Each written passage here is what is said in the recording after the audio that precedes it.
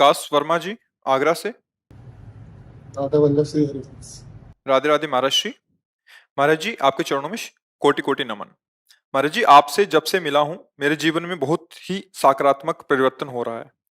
महाराज जी, मेरा प्रश्न है, गुरुदेव, जब हम कोई भी स्तुति अथवा मंत्र उच्चारण करते हैं, हमें उसका अर्थ पता नहीं होता, तो क्या वो मंत्र का प्रभाव उतना ही फलदायी होगा? और कुछ शब्द बोलने में भी कभी कभी गलत हो जाते हैं, तो उसका भी क्या दोष लगेगा?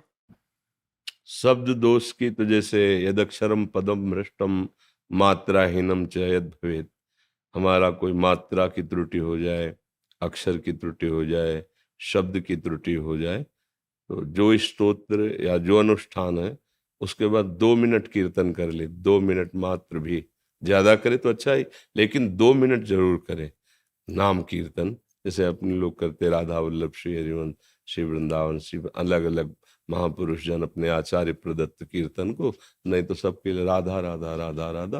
तो जो भी त्रुटि होगी वो पूर्ण हो जाएगी, नाम कीर्तन से पूर्ण हो जाएगी। और स्तोत्र हमारी समझ में नहीं आ रहा, बिल्कुल नहीं जानते कि क्या कहा जा रहा है, पर वो प्रभाव करेगा। जैसे अब तो उतनी पवित्रता नहीं है, मंत्रों की सिद्धि नहीं है, नहीं तो हमने खुद देखा है बचपन में कि गांव में एक परिवार के सदस्य को हल जोतने गए थे, तो काला सर्प ने डस लिया। तो गांव के लोग एक ढोल की ध्वनि बजाते हैं, जिससे जितने भी जहर उतारने वाले लोग होते बिना निमंत्रण के आ जाते हैं। अपने हमने देखा, और ये आंखों देखी बात कह रहे हैं, इसलिए विश्वास। वो लोग नीम का लछुआ लेकर के ऐसे आए और फूल की थाली में उन्होंने मंत्र लिखा और ऐसे ही नजदीक लेकर से चिपक गए। बोले जहरीले सांप ने काटा है, पक्का जहर चढ़ गया है। अब वो लोग अपने पवित्र भूमि में बैठ के नीम के लछुआ से वो बिल्कुल बेहोश था, जिसको सांप ने काटा, तो मतलब कुछ घंटों में मर जाता। अब वो कितना समय लेता जहर पूरा प्राण हरण करने, लेकिन कुछ ही घंटों में वो पूरे स्वस्थ एकदम नॉर्मल हो गए थे। तो जब वो मंत्र उच्चारण कर रहे थे, तो वो तो सर्प का जहर चढ़ना, जिसके ऊपर वो तो जानता भी नहीं है कि क्या बोल रहे हैं, लेकिन जहर उतर गया ना, उतर। ऐसे ही जो हम भागवतिक मंत्र हैं, भागवती के श्लोक है, उनका अर्थ नहीं जानते, पर माया का जहर उतर जाएगा। हमें विश्वास करना चाहिए, ये मार्ग विश्वास का है। हम नहीं जानते इसका अर्थ क्या है, पर जिनके लिए कहा गया वो तो सर्वज्ञ, वो तो जान ही रहे हैं ना। जैसे किसी ने कहा था हम अंग्रेजी से अगर राधा नाम लिखें तो श्री जी मान जाएंगे कि हाँ, तो हर भाषा उन्हीं की तो है। आप उर्दू से बोलो, अंग्रेजी से बोलो, रशिया में बोलो, कुछ किसी भी, मतलब एक कह रहा है गॉड और हम कह रहे हैं जय भगवान की, तो भगवान तो दोनों को देख रहे हैं ना कि हमारे कोई बोल रहा है ना। वो सर्वज्ञ है, सब भाषाएं उन्हीं की है, सब जन उन्हीं के हैं, हम अल्पज्ञ हैं। हो सकता है हम ना जान पाए कि क्या कह रहा है मंत्र, क्या भाव स्तोत्र का, लेकिन फल उसका आपको मिलेगा। हाँ, जो उसमें त्रुटि हो गई है उसकी पूर्ति के लिए नाम संकीर्तन है, तो उसकी पूर्ति हो जाएगी। आओ महाराज जी, द्वारिका द्वारिका पीठ से आए। बिराज, द्वारिका उससे आए महाराज जी। कुर्सी में विराजमान हो।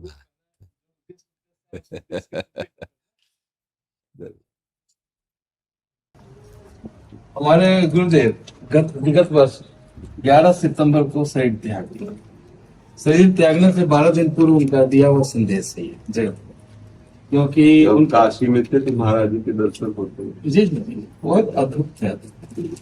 ये द्वारका जिसका छोटा सा प्रसाद है, आप कीजिए। ये हमारी आराध्य देवी है और जो यहाँ की अधिष्ठाती भी है, माता राजराजेश्वरी त्रिपुर सुंदरी। सुनो, एक महाराज जी को श्री जी का प्रसादी सुंदरी आदेश ने आग्रह करते, इसलिए कि हर में ही हरि है। हम आपसे चर्चा कर रहे हैं, शरीर भले मानव का हो लेकिन अंदर में तो प्रकाश हरि कहीं है ना। तो प्रभु हमारा ये कहना था कि धर्म किसको कहते हैं? योग्यता को। अयोग्यता अधर्म है। आज अधर्म माने अयोग्यता प्रभावी हो गया है, इसलिए जगत असंतुलित हो गया। कैसे योग्यता को पुनर्स्थापित किया जाए? योग्यता का स्वरूप क्या है वो तो आप ही बताएंगे। नहीं, जैसे धर्म का स्वरूप आपने कहा योग्यता ना, तो इसलिए पूछ रहे हैं कि कहीं अल्पज्ञता में वो योग्यता का अर्थ दूसरा न ले लें। मुझे आप पे नहीं, मुझे आपके वचनों को न समझने के कारण वो बलवान है, वो बुद्धिमान है, वो शास्त्रों का स्वाध्याय किए हुए है, बहुत सी विद्याएं जानता है, तो वो अपने को योग्य मानकर कहीं हमारे धर्म के प्रति वो अपराध न कर दे। हमारे धर्म का स्वरूप तस्मात् शास्त्रम प्रमाणम ते कार्याकार्यो व्यवस्थितो, जो हमारे आचार्यों ने, हमारे भगवान ने सिद्धांत स्थापित किया है, विधि, ये करना चाहिए और ये नहीं करना चाहिए। यदि जो करना चाहिए वो कर रहे हैं, जो नहीं करना चाहिए उसका त्याग कर रहे हैं, तो आप धर्म से चल रहे हैं। आपकी, फिर हम शब्द कह सकते हैं कि आपकी योग्यता है, अब धर्म में आप चल रहे हैं। अगर कहीं आप विद्या, बल, बुद्धि या किसी भी तरह के बल का अहम रख करके आचार्य और शास्त्र के विरुद्ध मनमानी आचरण कर रहे हैं, तो वो योग्यता भी अयोग्यता ही होगी और उस निषेध कर्म को करने वाले को कभी ना आंतरिक शांति मिलेगी और ना बाहरी ही उस प्रशंसा या सम्मान या सुख आदि प्राप्त होंगे। इस लोक और परलोक के समस्त सुखों को प्राप्त करने के लिए ये लोक भगवत विमुख के लिए नरक दुखदाई है, लेकिन भगवत सन्मुख होकर जो भगवदानंद या ब्रह्मानंद का अनुभव जिसे, तो समस्त दिशाएं, समस्त लोग एकमात्र ब्रह्मानंद के सिवा और कुछ नहीं है, भगवदानंद के सिवा कुछ नहीं है। इसलिए गुरुजनों की वाणी, शास्त्र के जो सिद्धांत है, सिद्धांत जिसको कहा गया है कीजिए और जिसको कहा गया ना कीजिए, अन्वय व्यतिरेक विधि निषेध, उसके अनुसार जो चलता है वो धर्मात्मा पुरुष कहा जाता है और धर्म ही स्वयं उसकी रक्षा कर लेता है। धर्मो रक्षति रक्षिताम। और धर्म से चलने वाले को कभी अशांति, शोक, क्लेश, पश्चाताप ये उसको नहीं व्यापते हैं। आती है, विपत्तियां आती हैं, परिस्थितियां आती हैं, लेकिन वो अशांत नहीं होगा, वो शोकित नहीं होगा, वो पश्चाताप युक्त नहीं होगा। और हम सब योग्य हैं, सब, क्योंकि हम भगवत स्वरूप हैं। कोई भी सिद्धि, कोई भी सद्गुण, कोई भी ऐसा पद नहीं जो आप हम सब प्राप्त ना कर सकें, क्योंकि अविनाशी का अंश अविनाशी ही है, पूर्ण का अंश पूर्ण ही है। उसे समझाने के लिए अंश शब्द से कहा गया है। अगर उसको समझ लो तो तुम्हारे लिए कुछ भी धारण करना मुश्किल नहीं है। तुम शरीर भाव से गिर रहे हो, महाराज जी ने पहले बताया, लेकिन अगर स्वरूप भाव में आ जाओ तो कोई अभाव ही नहीं तुम्हारे अंदर। अभाव शरीर भाव को लेकर के ही हुआ है। जो स्वरूप है उसमें कभी कोई अभाव ना था, ना है, न रहेगा, न कोई बंधन था, न है, न रहेगा। देह भाव के कारण ही अभाव और अभाव ग्रसित भाव होने के कारण ही हम शास्त्र विरुद्ध आचरण कर रहे हैं, अधर्माचरण कर रहे हैं। बस यही हमारा पतन करा रही, यही हमारा नाश करा रही है। इसलिए संतों का उद्देश्य यही होता है कि धर्म की क्या स्वरूप वृत्ति है उसको समझाते हैं, वो हमें चलने की सामर्थ्य भी देते हैं। यदि हम संतों के वचनों को माने और उनके अनुसार चलें तो निश्चित हमें सहजानंद, स्वरूपानंद, ज्ञानानंद, प्रेमानंद, भगवदानंद, नित्यानंद, चाहे जिस नाम से कहो, वो हमारे घर की संपत्ति है। उसको कहीं उपजना नहीं है, वो है बस अनुभव करना है। देह भाव उस अनुभव में बाधा पहुंचा रहा है। गुरु जी एक दृष्टांत हमारे बताते जी कि एक राजा ने अपने राज्य में एक विशाल बगान का निर्माण करवाया। उसमें अद्भुत अद्भुत वृक्ष, फल नहीं, विधि का अनुसरण, जो विधि है जहाँ का उसका अनुसरण करना, विधि ही धर्म है ना। तो गुरु जी कहते थे कि एक राजा अपने राज्य में एक विशाल बगान का निर्माण करवाया। उसमें अद्भुत अद्भुत वृक्ष, फल, लता, पत्ता, तालाब, झूला सब कुछ बनवाया। जब बगान का पूर्ण निर्माण संपन्न हो गया तो उसने अपने राज्य में घोषणा कर दी कि हम एक बगान के निर्माण किए हैं और अपने राज्य के हर नागरिक को सुबह से संध्या तक का समय देते हैं और इसी बगान में हम छिपे रहेंगे। आप लोग आइए, हमें खोज लीजिए, जो हमें खोज लेगा उसको हम अपनी पुत्री से विवाह करवा देंगे और अपना पूरा राज्य उसको दे देंगे। सब नागरिक घुसे बगान में, लाखों प्रातः काल में। अद्भुत वृक्ष, पत्ता पत्ता, लता, फल, पोखर, झूला देख के उसमें मंत्रमुग्ध हो गए, उसमें लग गए, भूल गए कि वो आए हैं राजा को खोजने के लिए। असंध्या हो गया तो निकाल बाहर किए बगान को से। यही जीवन है। आज लोग अपने लक्ष्य को भूल गए हैं। और जीवन क्या है? लक्ष्य प्राप्ति करने का माध्यम है। आज माध्यम को ही लोग लक्ष्य बना लिया है। आज जो लक्ष्य है उसको भूल गए हैं। ये बहुत बड़ी समस्या है। इस समस्या से कैसे लोग जगें? जो भगवत अनुभव से छके हुए महापुरुष हैं, उनके वचनों में इतनी सामर्थ्य है कि जो उनके वचन मान ले, बस पास रहने से नहीं, वचन सानिध्य की जरूरत है। शरीर सानिध्य में बड़े बड़े महापुरुषों के पास रहने वाले भी ठगे गए। कैसे ठगे गए? उनको महापुरुषों की संपत्ति दिखाई दी, जहर दे दिया अपने गुरु को, अपने गुरु के साथ अभद्र व्यवहार कर दिया पास रहते हुए। कितने ऐसे दृष्टांत उदाहरण है। और जो गुरु के वचनों पे उस परम पद को प्राप्त कर लिया। क्योंकि हमारे अंदर जो अज्ञान अंधकार है वो गुरु के वचन रूपी सूर्य से ही दूर होगा। अज्ञान तिमिरांधस्य ज्ञानांजन शलाकया चक्षुरुन्मीलितम मेन तस्मै श्री गुरुवे नमः। ये गुरु स्वरूप संत भगवान के जो वचन है उनको हम स्वीकार कर लें और चलें तो निश्चित। पर ये ऐसी मनोमोहक वाटिका है कि कोई राजा से मिलना ही नहीं चाहता। वो जिधर देखता है ना, सब रमणीयता ही रमणीयता है। राजा आप स्वयं है, पुत्री उनकी मुक्ति, और उनका राज्य क्या है? परम आनंद है ना? ऐसा मनोमोहक वाटिका रचा है संसार भगवान ने कि पूरी जीवन की शाम हो जाती है, उसी से फुर्सत नहीं होती, उसी में रमा रहता। उसको ये बात ही नहीं समझ में आती कि मेरा लक्ष्य है राजा को खोजना। हमारा लक्ष्य है भगवत प्राप्ति, स्वरूपानुभव, तत्वानुभव। ये सब भूल गए। केवल इस मनोमोहक वाटिका में, मनोरंजन में ऐसे पूरे जीवन की शाम हो गई। महाराज एक छोटा सा कहना चाहेंगे, एक सिक्का के दो पहलू होते हैं, चित और पट। चित लेंगे तो पट नहीं मिलेगा, पट लेंगे तो चित नहीं मिलेगा। एक तरफ अभाव है, एक तरफ भाव है। प्राय जीव अभाव में जी रहे हैं उससे, लेकिन इनके पास भाव ही नहीं है। भाव की उत्पत्ति कब होगी? जब गुरु की कृपा होगी, जब हम विषय से मुक्त होंगे, जब हम अंतर्मुख होंगे। बिल्कुल। तो भाव की जिस दिन प्राप्ति हो गई, परमात्मा भाव के अधीन है, भक्त वत्सल है। भाव की जब परमात्मा प्राप्ति होगी तो परमात्मा तो आपके वत्सल हो जाते हैं। बिल्कुल। अगर परमात्मा ही आपके वत्सल हो जाएंगे तो फिर आपको क्या चाहिए? पर ये क्या विषय सेवन करने वाली बुद्धि ऐसा नहीं समझ पाती है। इसीलिए संत महात्मा जन प्रयासरत तो है, जितने भी महापुरुष हैं ये सब बुला के या जा करके समझाई तो रहे। हरि की कृपा से ही हम आपके पास आ रहे हैं। तो हरि किसको कहते हैं? जो भव रोग हरे वही है हरि। तो विषय का आकर्षण ही भव रोग है। विषय जो है, विष शब्द का अपभ्रंश है विषय। तो जिस जीव के मन में विषय का आकर्षण है उसकी मृत्यु निश्चित है। तो मृत्यु से कैसे बचे? मृत्यु अधर्म है, मुक्ति ही हमारा धर्म है। प्रकृति का नियम है क्रिया को रोकना, प्रतिक्रिया को कोई नहीं रोक सकता है। क्योंकि प्रकृति के नियम के अनुसार हर क्रिया का प्रतिक्रिया निश्चित है। जैसे हमारा क्रिया है दीवार पे गेंद का मारना, तो दीवार से गेंद का वापस आना निश्चित है। और हम मारना नहीं छोड़ेंगे तो वापस आना कोई नहीं रोक सकता है। इस जगत के 5 विषय हैं, 5 विकार हैं। विषय का आकर्षण क्रिया होता है, तो विकार प्रतिक्रिया के रूप में आता है।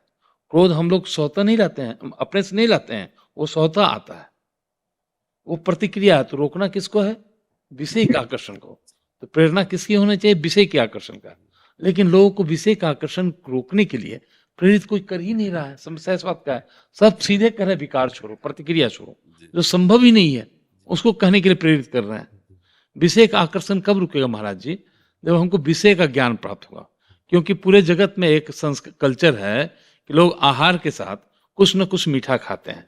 भले उस मीठा का रूप बदल जाए, गुड़ के रूप में खाएं, चाहे रसगुल्ला के रूप में खाएं, चाहे केक के रूप में खाएं, चाहे आइसक्रीम के रूप में खाएं, किसी न किसी रूप के साथ भोजन के आहार के साथ वो मिष्टी पसंद करते हैं। तो एक ये स्थिति है कि हम भरपेट भोजन किए हैं, सामने 5 रसगुल्ला रखा हो तो देखेंगे तो खाने का आकर्षण होगा। और एक ये स्थिति है कि महीना भर से अन्न का दाना न मिला हो, भूख से पेट का आँच सूख गया हो और सामने 5 रसगुल्ला रखा हो और ये बोध हो जाए कि उसमें विष मिला हुआ है। ऐसी स्थिति में, भूखे स्थिति में भी खाने नहीं का खाएं। आकर्षण होगा, बिल्कुल नहीं होगा, है ना। तो पिसे का लोगों को ज्ञान होना चाहिए। हम आप भगवान से श्री हरि से चरणों में प्रार्थना करेंगे जी कि आप यथासी और स्वस्थ हो, जी है ना। और हाँ, संसार जो अधोगति की ओर जा रहा है उसको जी, कुछ हम जी। लोग रूप तो नहीं सकते। जैसे नवीन नवीन आनंद के अनुभव में एक वृत्तियां प्रकट होती रहती हैं जगत मंगल के लिए संतों के। तो इस समय जो हमारे अंदर गुरु कृपा से, आप संतों की कृपा से बात आ रही, वो छोड़ने की नहीं आ रही, पकड़ने की आ रही कि अगला कदम तुम ऐसा मजबूत जमाओ, पिछला अपने आप उठ जाएगा, उसकी तुम चिंता मत करो, तुम अगला वचन जमाओ। जब तुम विषय छोड़ नहीं सकते हो, विषयों का तुम्हें ज्ञान नहीं है, तो तुम भगवान का आश्रय लेकर नाम जपना शुरू कर दो। ये कदम तुम जमाओ और सब में आग न लग जाए तो हमें बताना। गुरु प्रदत्त नाम, गुरु प्रदत्त मंत्र में इतने सामर्थ्य है कि ज्ञानाग्नि प्रकट होते ही सब भस्म हो जाएगा। पिछला कदम उठाने में ही पूरा जीवन चला जाता है। ये नहीं, हम कह रहे हैं अगला तुम जमाने की सोचे हो, पिछला छूट जाएगा। जैसे विषय में अभी आपने उदाहरण दिया कि पता है इसमें विष मिला है, भूखे हो फिर भी नहीं खाओगे, विश्वसनीय व्यक्ति के द्वारा बता दिया जाए कि इसमें विष मिला है तो नहीं पाओगे। ऐसे ही ये तुम्हारे अंदर जब नाम का प्रकाश होगा, मंत्र का प्रकाश हो, ये गुरु प्रदत्त मंत्र ज्ञान स्वरूप है, ये ब्रह्म स्वरूप है, जब इनका प्रकाश होगा तो तुम्हें समझाना नहीं पड़ेगा, अपने आप वो नीरस लगने लगेंगे। एक नारायण स्वामी जी हुए, उनका ब्रह्मादिक के भोग शब्द विषम लागत ताहि नारायण ब्रजचंद की लगन लगी जाए। अभी मिले नहीं है, लगन मात्र में भजन करने की एक कैसी भी तुम रुचि बना लो, बस तुम नाम जप करने को पकड़ो कसके। ये ज्ञान, ये विज्ञान, ये अनुभूतियां आपका पीछा नहीं छोड़ेंगे, सब अपने आप आ जाएंगे। हमने ऐसे संतों के दर्शन किए जिन्होंने का नहीं पढ़ा और गुरु ने प्रणव दे दिया गंगा के किनारे जब भ्रमण, तो ओम ओम ओम, तो वो ब्रह्म सूत्र नहीं बोल रहे, लेकिन जो बात बोल रहे हैं ब्रह्म सूत्र निकल रही, क्योंकि उसी तत्व का अनुभव कर रहे हैं। जैसे बने तैसे बस नाम जप शुरू कर दो। नाम से बिल्कुल जो ज्ञान चाहोगे, जो इस विकार पर विजय चाहोगे, क्योंकि कुछ बातें ऐसी होती है जो छाती की कही जाती है, हम इसी छाती की बात कह रहे हैं, महापुरुषों की बात कह रहे हैं, गुरुजनों की बात कह रहे हैं। किसी भी संप्रदाय, किसी भी मार्ग का पथिक हो, बिना गुरु मंत्र के, बिना गुरु वचन के वो सिद्ध नहीं हुआ है। संत महापुरुषों के पास जो एक जड़ी है जो माया से आपको मुक्त कर देगी, वो नाम है, मंत्र है, उसको पकड़ लो। जितना ज्ञान है वो सब अपने आप अंदर प्रकाशित हो जाएगा। जो संत महापुरुष ने नाम दिए हैं ना, जितने भी आचार्य महापुरुष हैं, उनमें इतने सामर्थ्य कि वो आपके अंदर जैसे जैसे आनंद वर्धन होगा सत्य का, तो ये विषय अपने आप फीके लगेंगे। नारायण हरि भजन में ये पांचों अनुसुहात, विषय भोग, निद्रा, हंसी, जगत प्रीति, बहुबात, बड़ी सूक्ष्म बातें बता देते हैं। बुद्धि में सब ज्ञान है, पर हृदय में आनंद का अनुभव नहीं हुआ तो मन को विषयों के भोगों से नहीं रोका जा सकता।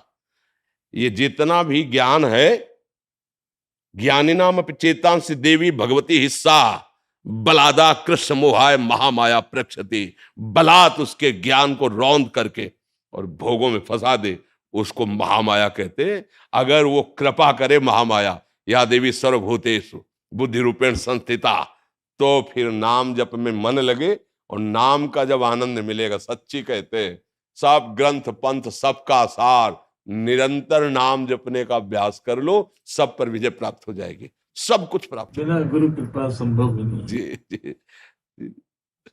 दिव्या शर्मा जी ग्वालियर से। जी हरिवंश। महाराज जी आपको कोटि कोटि प्रणाम। महाराज जी मैंने सुना है कि अगर गुरु के शिष्य गलत काम करते हैं तो उसका फल गुरु को भी भोगना पड़ता है, क्या ये सही है महाराज जी? हाँ ऐसा है, भोगना पड़ता है। हमने सुना नहीं, हमने पढ़ा है।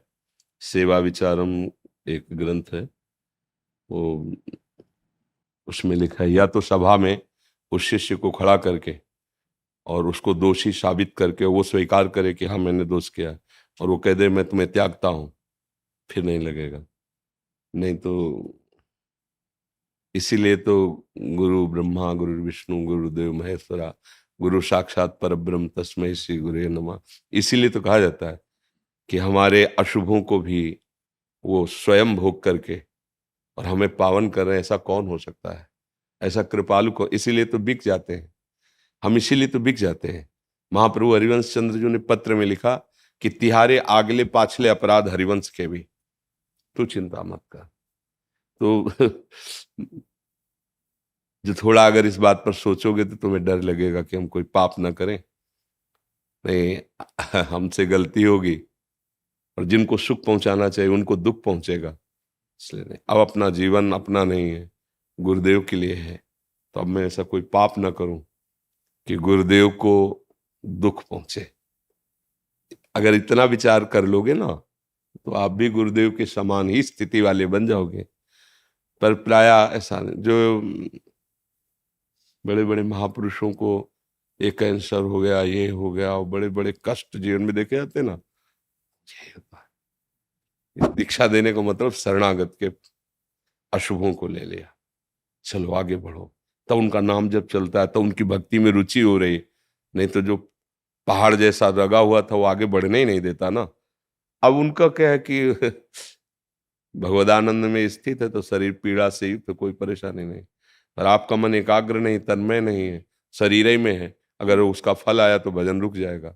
चलो तुम भजन करो। ऐसा भाई जी हनुमान प्रसाद पोद्दार जी ने जब राधा बाबा को अपने समीप रखा तो कुछ दिन बाद वो बबाशीर जो होता है ना, बहुत ही ऑपरेशन हुआ, फिर हुआ, फिर कर, तो राधा बाबा को लगा ऐसा क्या प्रारब्ध भाई जी का है कि इतना कष्ट भोग रहे हैं। तो स्वप्न में भगवान श्री कृष्ण प्रकट हुए, बोले भाई जी का प्रारब्ध नहीं, वो आपका प्रारब्ध भोग रहे हैं। सीधे अस्पताल में भाई जी से कहा ये क्यों आप कर रहे हैं? तो बोले बाबा हमें कोई फर्क नहीं पड़ता, आपकी साधना में विघ्न पड़ जाएगा, आप आगे बढ़ो, आप प्रभु को मिलो, हमें कोई फर्क नहीं पड़ता। ये जो बड़े महापुरुष होते हैं वो दूसरों के स्वयं भोग लेते हैं, भजन करो, आगे बढ़ो, आगे बढ़ो। तो इसीलिए दोनों को सावधान रहना है, गुरु को भी सावधानी चाहिए कि जो शिष्य आज्ञा पालन करने वाला हो, अनुशासन में रहे, धर्मयुक्त चले, उसी को मंत्र दीक्षा दे, अन्यथा फिर भोगना पड़ेगा। तो इसलिए शिष्य को भी चाहे कि ऐसी करुणामयी माँ जैसा स्वभाव रखने वाले गुरुदेव को हम सुख न पहुंचा सके तो दुख क्यों दें। हम ऐसे आचरण नहीं करेंगे जिससे हमारे गुरुदेव को दुख हो, तो सबका मंगल हो जाएगा, शिष्य का भी गुरु का भी मंगल हो जाएगा। 20,000 से ऊपर स्टूडेंट है। हाँ बिल्कुल बिल्कुल। और हम प्रार्थना करेंगे कि नवीन बच्चों को अच्छे संस्कार दिए जाएं। जो आज का वायुमंडल हमारे नवीन पीढ़ी को दूषित कर रहा है, अगर आपका आत्मबल और समाज में प्रयास ये सफल हो रहा है तो इस विषय पर भी थोड़ा दृष्टि डालिए कि किसी धर्म ग्रंथ जो है उसकी चाहे किसी संत की वाणी सुनवाइए या स्वयं आप उसकी, मतलब ऐसा एक, हाँ ऐसा होना चाहिए जैसे ब्रह्मचर्य है, ये व्यभिचार दोष से निवृत्त होने के उपाय, व्यसन से बचने के उपाय। क्योंकि जैसे पढ़ाई तो पढ़ रहे हैं, हाँ पढ़ाई तो पढ़ रहे हैं, पर जैसे ब्रह्मचर्य क्षीण हो रहा है, व्यसनों की तरफ बढ़ रहे हैं, तो ये पढ़ाई काम नहीं आ पाएगी। वो तो महाराज जी बहुत संस्कृति खराब होती जा रही है। हाँ तो आप लोग इस पर भी प्रयास करें, नहीं कि आप कुछ ऐसा कीजिए जिससे नवीन बच्चों को ऐसा लगे कि गलत है ये। क्योंकि अभी जैसे छोटे बच्चे हैं ना और उनको सुख वृत्ति इसमें लगी तो उनको गलत या पाप का तो ज्ञान है नहीं, वो बढ़ते चले जाते हैं और ऐसी जगह पहुंच जाते हैं जहां से लौटना मुश्किल है, क्योंकि मन के संस्कार गंदे हो जाते हैं। तो नशे के प्रति, व्यभिचार के प्रति त्याग भावना सिखाइए और ब्रह्मचर्य के प्रति और अपने बुजुर्गों का सम्मान करना, पवित्रता, क्योंकि विद्या विनयम ददाती। अगर विनय, सौम्यता, नम्रता, गंभीरता, जितेंद्रियता नहीं तो विद्या अविद्या ही है। तो आप लोग प्रयास कीजिए। धन्यवाद। पद्मश्री चंद्रशेखर सिंह जी, कृषि क्षेत्र में, काशी बनारस से। राधे राधे। स्वामी जी प्रणाम। महाराज जी, किसानों की दशा व दिशा पर मार्गदर्शन करें। हम सब किसान ही हैं, कर्म भूमि में आए हैं, सब शुभ अशुभ कर्मों की खेती बो रहे हैं, नहीं बोले? कोई उसका दुख रूपी फल भोग रहा है, कोई सुख रूपी फल भोग रहा है। शुभ और अशुभ कर्म, कर्म भूमि है ना मृत्यु लोग। वैसे तो हम सभी किसान ही हैं, पर वास्तविक जो प्रगट लीला में जिनको किसान कहा जाता है, ये बड़ी ही मतलब तपस्यामयी जीवन होता है किसानों का। क्योंकि हम किसानों के घर में पैदा हुए, तो हमें कोई उसमें पढ़ना नहीं, उस विषय को हम जानते हैं कि अब जैसे 10 बीघा खेती है, 15 लोग घर में हैं, अब बच्चों की पढ़ाई, कपड़ा लत्ता, ब्याह बर, खाद पानी, सिंचाई का घंटों के पैसे होते हैं, 4 घंटे 5 घंटे में 1 बीघा, ऐसे ऐसे होता है। ठंडी के समय जब कोई रजाई नहीं छोड़ना चाहता, वो जो कपड़े हैं भी वो समेट के, क्योंकि पानी लगा है, पूरी रात पानी लगाता है पूरी। अब इतना महंगा समय है और उसका अनाज इतने गिरकर सस्ते दामों में जाता है, और पूरा देश उसी का उदर पोषण का हेतु होता है, वो उसी का किसान का। लेकिन उसकी हालत ये रहती है कि वो अच्छा कपड़ा नहीं पहन सकता, वो अपने बच्चों को अच्छी पढ़ाई नहीं पढ़ा सकता, क्योंकि इतनी लागत लगती है, अच्छा उसमें यह है ही नहीं कि लागत लगने पर हमें माल मिल ही जाएगा। अब लाही सरसों जिसे कहते हैं, खेत बढ़िया खूब चक हो गया, बाली एकदम पकी तैयार, सुबह उसे काटना है और शाम के हल्का पानी हो गया, सूर्य की किरणें निकली, सब कलियां फूट गई, सब सरसों बिखर गई। अब वो बैठे रो रहा, क्या करे, लाखों रुपया लगा करके भी वो गरीब का गरीब और कर्जदार हो गया। ऐसे जब उनको अध्यात्म का ज्ञान नहीं होता, तो फिर एक उपाय मिलता है कि क्या करूं, आत्महत्या कर लूं। ये हम मतलब पढ़ी लिखी बात नहीं कह रही है, हम समस्या कह रहे हैं। हम लोग जैसे किसान के घर में जन्मे थे ना, तो रात में बादल गरज रहे हैं, पकी फसल गेहूं की खड़ी है, चना की खड़ी है, सरसों की खड़ी है, पूरा परिवार ऐसे बैठा है, राम राम राम राम भगवान, बस 2 दिन का समय दे दो, किसी तरह काट करके हम घर। अब अगर वो 2 दिन में वर्षा हो गई तो पूरे साल की कमाई गई उसकी। अब उसको ना कोई सरकारी सहयोग मिलेगा और ना सामाजिक सहयोग मिलेगा। वो सदैव, इसीलिए जैसे भारत का सैनिक प्राणों की आहुति देने के लिए तैयार है, ऐसे ही सच्ची पूछो तो महान तपस्वी किसान, वो हमारे पूरे देश को भोजन दे रहा है। भाई आप बड़े पदाधिकारी, लेकिन खाओगे तो रोटी दाल ही और वो तो वहां पैदा हो रहा है, मेहनत उसकी देखो। स्कूल से आने के बाद हमें पढ़ने का समय नहीं दिया जाता था, मक्का के खेत है, रखाओ चल के मक्का। इतनी किसानी का, इतनी मेहनत का उसका जो का, और वो जब बाजार में अन्न जाता है तो उसकी कीमत बहुत कम होती है, और जब वो सामान लेता है तो उसकी कीमत बहुत बड़ी होती है। तो वो हमने देखा है कि किसान आदमी जो है ना, कभी ब्याह बर हो तो नए कपड़े बल गए, वो भी साल में एक आध बार जो अन्न का ड्योढ़ा लगा है उससे, नहीं तो उसका जीवन बड़ा कष्ट में रहता है, बड़ा कष्ट है। किसान वास्तविक प्रणाम योग्य और सबके प्रणाम योग्य है, क्योंकि कुछ भी तुम 10 लाख कमाओ महीने, लेकिन खाओगे क्या? 10 लाख थोड़ी खाओगे, खाओगे तो अन्न ही ना। तो उसके अब ये कि थोड़ा सा आधुनिकता बढ़ गई है, पर वो अन्न में पावर नहीं रहा। जैसे अपने लोग थे ना, 1 बीघा में 8 मन गेहूं होता था, 8 मन, क्योंकि उर्वरक डालने की सामर्थ्य भी नहीं थी और उर्वरक निषेध भी किया जाता था कि अन्न पौष्टिक रहेगा। गाय का गोबर, वो जो गांव में पशुओं का एक वो बनाया जाता है ना, गोबर डालने का, हाँ, उससे फिर भर भर के बैलगाड़ी में खेतों में बिखेरा जाता। 8 मन हमारी, अब जो है 60 मन, 40 मन, 45 मन, पर उस अन्न में ऐसे केमिकल उर्वरक तत्व मिल गए कि वो हमारे शरीर को हानि पहुंचाते हैं, स्वस्थता नहीं सुरक्षित रह पाती। अच्छा, अब जब पशु नहीं पालेंगे, क्योंकि अब पशु ना पालने का स्थान बनता जा रहा है, क्योंकि बैल से तो खेती जोती नहीं है, ट्रैक्टर से जोती नहीं है, तो बैल का तो मतलब नंदी का तो कोई सवाल ही नहीं रह गया कि कोई किसान पाले। क्यों पाले, मतलब समझो। अब क्या, अब बछड़ा होता था ना, तो एक हर्ष सा होता था किसान के कि गाय माता ने बछड़ा दिया, अभी आगे चल करके बैल होकर हमारे हल जोते। मतलब 8-10 गायें तो होती ही थी, उनका गोबर, उनका दूध, वो पौष्टिकता। पर किसान आदमी अर्थ, जहां अर्थ की बात आती थी, वहां साहूकार सेठों के कर्जे की तरफ सोचना पड़ता था कि भाई अगर 1000 रुपया लेना है तो फिर 20% में अब वो अगर मतलब 10 रुपए भी चाहता है तो उसे अनाज बेचना है। अब उसको ये देखना है कि हमारे ड्योढ़ा में अगर अनाज कितना है, 1 साल का भोजन उसी से होगा, अब वो बहुत कष्टमय जीवन हमने देखा है, मतलब उसी कुलों में पैदा हुए किसानों के, तो देखा है। तो किसान का अगर सरकार से अच्छा सहयोग हो तो भले कुछ हो, नहीं तो वो आज अच्छा खेती में जैसे आप बार बार उर्वरक डाल रहे हैं तो उसकी क्षमता कम हो रही है, भूमि की क्षमता कम हो रही, वो अन्न फिर उतना नहीं उपजा पाए। अब वो जो केवल किसान है, जिनके लड़के बच्चे नौकरी कर रहे हैं, उनको तो ठीक है, खान पीने को खेती से हो गया और अर्थ है। लेकिन जो केवल किसान है, सच्चे मानो एक तपस्वी से कम नहीं है, भारी तपस्या का उनका विषय होता है। तो इसलिए उनकी तो हम वंदना ही कर सकते हैं। उनके विषय में बस यही है कि सरकार सहयोग करे।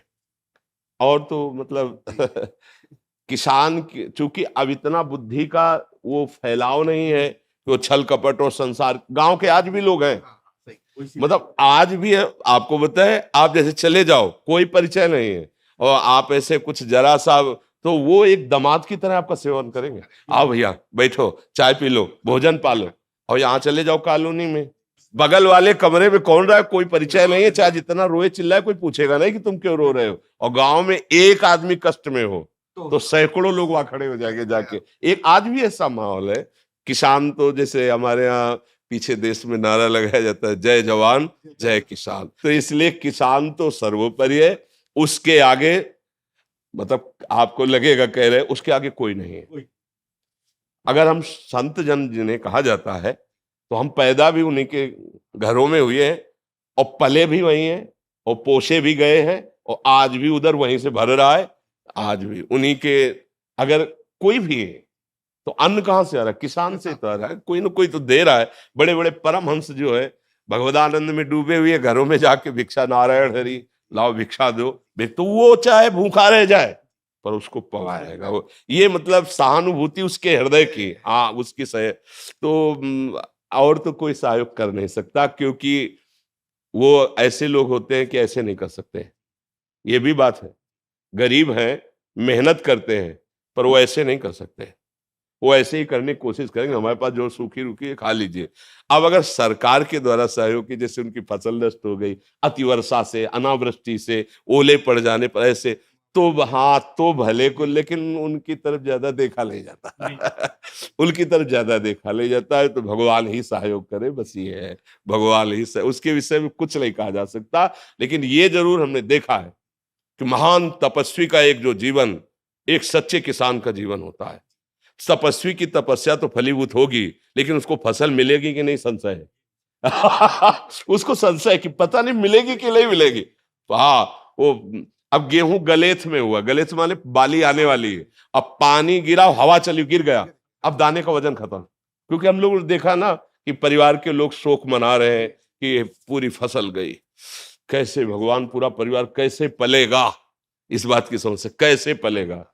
बुखार है ना, अस्पताल नहीं ले जाते थे, हर श्रृंगार का पत्ता, इसका पत्ता, उसका, भैया अस्पताल जाओगे 100-200 रुपया लगेगा, मतलब उसके लिए गेहूं 3 रुपया किलो गेहूं था उस समय, जब घर से निकले हैं उस समय 3 रुपया किलो गेहूं था ऐसा, और 3 रुपया लीटर दूध था, और 45 रुपया किलो घी था, शुद्ध देसी घी 45 रुपया किलो। अभी 35-40 वर्ष की ही तो बात है। अब देखो कितना समय बदल गया है।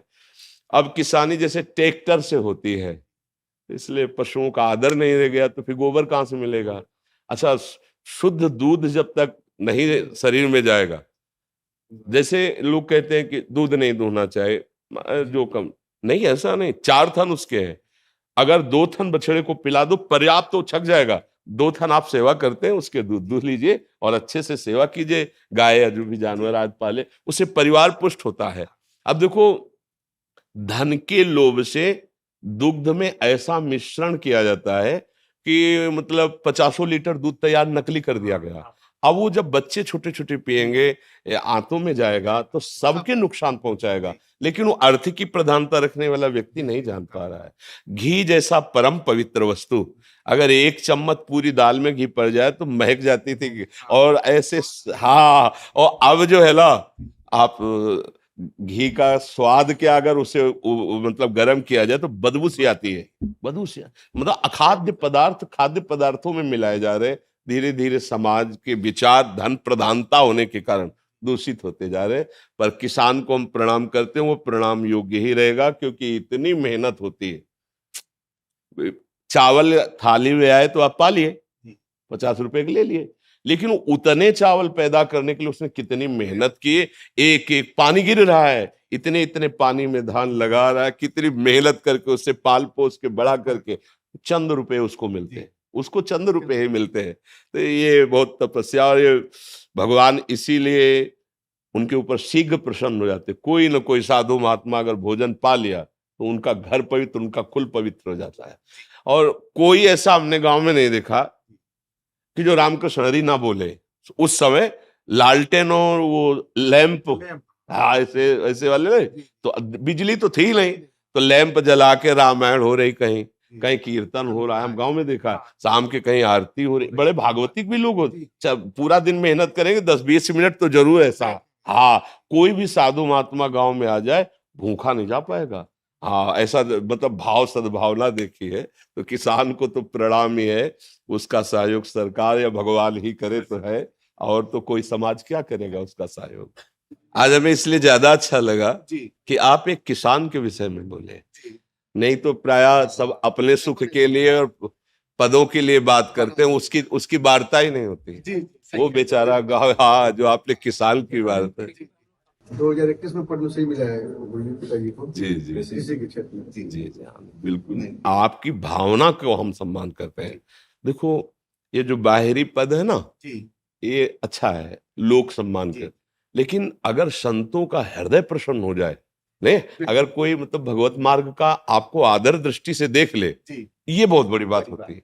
करोड़ लोग आपका सम्मान करें, वो बात एक अलग हो गई, और एक वीतराग भगवत मार्ग का पथिक, वो इस दृष्टि से कि तो इससे बड़ा कोई सम्मान नहीं होता है। नहीं होता ना, जो प्रभु मोहि अनुग्रह कीना, प्रभु अनुग्रह करेंगे तभी ये बात। जैसे हमें बाद में हृदय शीतल वाला तो कहा, आपसे जो कहा, अगर किसी भी भगवत समर्पित हृदय में आपका आदर हो गया, आपकी बात का आदर हो गया, वो यहीं रखा रहेगा। वो पद, ये पद परम पद तक पहुंचाने के काम में आएगा। इसलिए हाँ, नाम जप करो, नाम जप करते रहो, और जैसे यहाँ सम्मान है ऐसे भगवान के दरबार में आदर हो। जीवन की पूर्णता यही है कि जब अंतिम श्वास हो तो हम प्यारे के पास पहुंच रहे हो, अपने जीवन धन के पास। बड़ी कृपा है, आनंद। धन धन धन धन धन धन।